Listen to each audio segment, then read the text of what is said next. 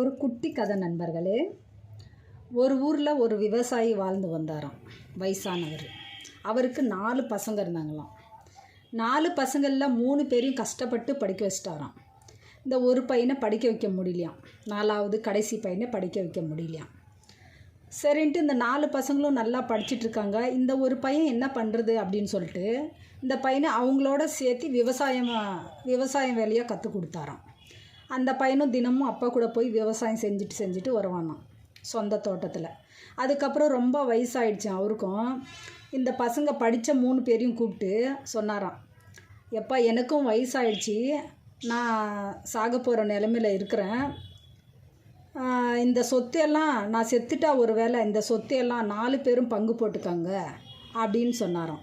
சொல்லிவிட்டு அவரும் கொஞ்ச நாள்லேயே செத்துட்டாராம். சரின்ட்டு இந்த 3 ஆம்பளை பசங்க பெரியவங்க 3 பேரும் படித்த பசங்க படிக்காத பையனை கூப்பிட்டு, டே அப்பா சொன்னாங்க இந்த உனக்கு அந்த ஊருக்கு வெளியில் கொஞ்சம் இடம் இருக்குல்ல, அதை உனக்கு கொடுக்க சொல்லிவிட்டு அப்பா இறந்துட்டாங்க. அப்புறம் இங்கே ஒரு 2 மூட்டை இருக்குது, அதையும் ஒன்று எடுத்துக்க சொன்னாங்க அப்படின்னு சொல்லிவிட்டு தம்பியை சமாதானம் பண்ணிட்டாங்க. இருக்கிற சொத்தையெல்லாம் இவங்களே வச்சுக்கிட்டாங்க. சரி, அந்த பையனும் சரி அண்ணனுங்க சொன்னால் கரெக்டாக தான் இருக்கும் அப்படின்னு சொல்லி நம்பிட்டான். அந்த பையனும் நம்பிட்டு அப்புறமா சரி கொஞ்ச நாள் இப்படியே இருந்தான். வீட்டை விட்டு அவனை துரத்தி விட்டாங்க அந்த பையனை. அவன் எங்கே போகிறதுன்னு தெரியாமல் அந்த இடம் கொஞ்சம் ஊருக்கு வெளியே கொஞ்சம் இடம் கொடுத்தாங்க பாரு, அந்த இடத்துல போய் சின்னதாக ஒரு குடிசை வீடு மாதிரி போட்டுன்னு அங்கேயே வாழ்ந்து வந்தான் அந்த பையன். யோசிக்கிறது, தினமும் அழுவுறது, யாருமே இல்லையே நமக்கு, அப்பாவும் போயிட்டாரு, அண்ணனுங்களும் துரத்தி விட்டாங்களே அப்படின்னு ரொம்ப யோசிக்கிறது, அழுவுறது, அந்த குடிசையில் இருக்கிறது. வேலைக்கு போகிறது ஆரம்பித்தானாம். விவசாயம் வேலைக்கே போயிட்டு வந்துட்டே இருந்தானாம். சரின்ட்டு இது என்ன மூட்டையாக இருக்குது, 2 மூட்டை கொடுத்தாங்களே அப்படின்னு சொல்லிட்டு மூட்டையை கழட்டி அப்போ ஓப்பன் பண்ணி பார்த்தானாம். மூட்டையை பார்த்தா வெறும் மாங்கொட்டைங்களாக இருந்ததாம்.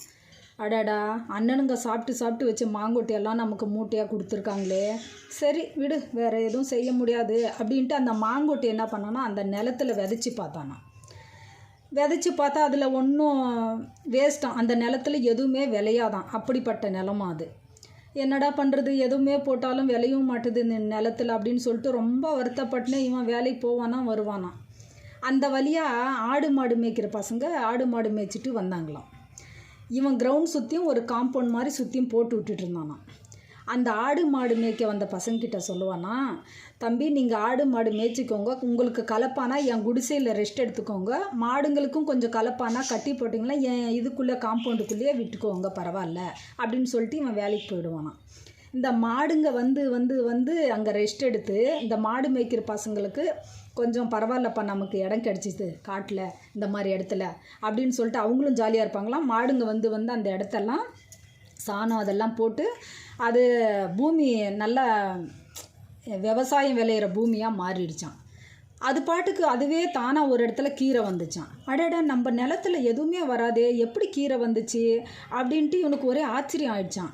ஓ, நம்ம மாடெல்லாம் இந்த சைடு விட சொல்லியிருந்தோம்ல, ரொம்ப நாளாக மாடெல்லாம் பசங்க அந்த சைடு ஆடு மாடெல்லாம் மேய்ச்சிட்டு அங்கேயே இருக்கும் மாடுங்க அதுங்க வந்து போனதுனால தான் நம்ம பூமி இப்படி மாறி இருக்குன்னு சொல்லிட்டு அவன் என்ன பண்ணானா மாங்கொட்டைங்களெல்லாம் எடுத்து அப்போ விதைக்க ஆரம்பித்தானா.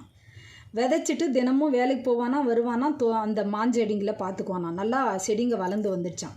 வளர்ந்து பெரிய தோப்பாக நல்ல மரம் பழமாக காய்க்க ஆரம்பிச்சிடுச்சான். அந்த மாம்பழங்களை எனக்கு உனக்குன்னு போட்டு வாங்கிறதுக்கு வருவாங்களாம்.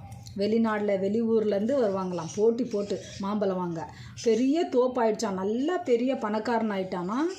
அந்த காசு பணத்தை எல்லாம் நல்லா விற்று நல்லா அந்த காசு பணத்தை சேர்த்து பெரிய பில்டிங்கெல்லாம் கட்டி நிறைய ஆளுங்களெல்லாம் வேலைக்கு வச்சுட்டு நல்லா பணக்காரன் ஆயிட்டானா. இந்த 3 அண்ணனுங்க இருக்காங்க பாரு, துரத்தி விட்டாங்களே, அந்த 3 அண்ணனுங்களும் என்ன பண்ணாங்களாம், இருக்கிற சொத்தெல்லாம் வேலைக்கு போகாமல் குடித்து நல்லா ஜாலியாக என்ஜாய் பண்ணி எல்லாத்தையும் விற்று காலி பண்ணிட்டாங்களாம். இருக்கிறதுக்கு வீடு கூட இல்லாமல் அதையும் விற்றுட்டாங்களாம். அப்புறம் அப்படி இப்படி பார்த்தா அந்த ஊருக்காரங்களே அவங்கள அடித்து விரட்டிட்டாங்களாம். இவங்க எங்கே போகிறதுன்னு தெரியாத அந்த 3 அண்ணனுங்களும் கிழிஞ்சு போன சட்டையோடு வந்துட்டே இருந்தாங்களாம். துணிங்க கூட இல்லையா, எல்லாம் கிழிஞ்சு போன துணிங்க போட்டுன்னு வந்துட்டு இருந்தாங்களாம். வர்ற வழியில் ஒரு மாந்தோப்பு பார்த்தாங்களாம். அங்கே வேலை செய்கிறவங்களையும் பார்த்தாங்களாம். அப்போ வேலை செய்கிறவங்கள பார்த்து, இங்கே எங்களுக்கும் வேலை கிடைக்குமான்னு கேட்டாங்களாம்.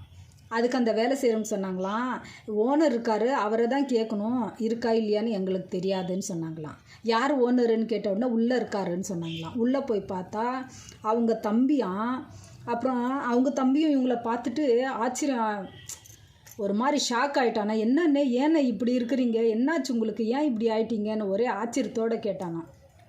அப்போது அவங்க சொன்னாங்களாம், தம்பி உன்னை ஏமாற்றி நாங்கள் சொத்தெல்லாம் வச்சுக்கிட்டு ஜாலியாக இருப்போம்னு நினச்சி வச்சுக்கிட்டோம். அந்த சொத்தெல்லாம் விற்று நாங்கள் தின்னுட்டோம், இருக்க வீடு கூட இல்லாமல் விற்றுட்டோம்.